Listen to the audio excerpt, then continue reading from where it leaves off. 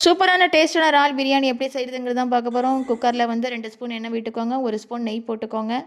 அப்புறம் பிரியாணி இலை, பட்டை, அன்னாசிப்பூ 1, கிராம்பு 3, ஏலக்காய் 2 எல்லாமே போட்டுட்டு, அதுக்கப்புறம் வந்து நம்ம கட் பண்ணி வச்சுருக்கிற பெரிய வெங்காயம் 1, பச்சை மிளகாய் 2 இது எல்லாத்தையும் எண்ணெயில் நல்லா வதக்கிக்கோங்க. இஞ்சி பூண்டு விழுது வந்து ஒரு 2 டேபிள் ஸ்பூன் போட்டு அதையும் நல்லா வதக்கின பிறகு, நம்ம கட் பண்ணி வச்சுருக்கிற 2 தக்காளி, போதுமான உப்பு எல்லாத்தையும் போட்டு நல்லா வதக்கிக்கோங்க. புதினா இலை, கொத்தமல்லி இலை கொஞ்சம் போட்டு, கரம் மசாலா, பிரியாணி மசாலா, மஞ்சள் தூள் எல்லாம் 1/4 டேபிள் ஸ்பூன் எல்லாத்தையும் போட்டுட்டு, மல்லித்தூள், காரத்தூள் வந்து 1/4 டேபிள் ஸ்பூன் போட்டுக்கோங்க.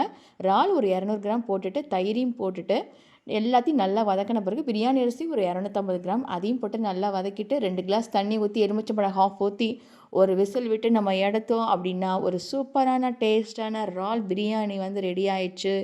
வீடே கம கமன்னு வாசம் அடிக்கிற மாதிரி சூப்பரான பிரியாணி ரெடி ஆயிடுச்சு. நீங்களும் ட்ரை பண்ணி பாருங்கள்.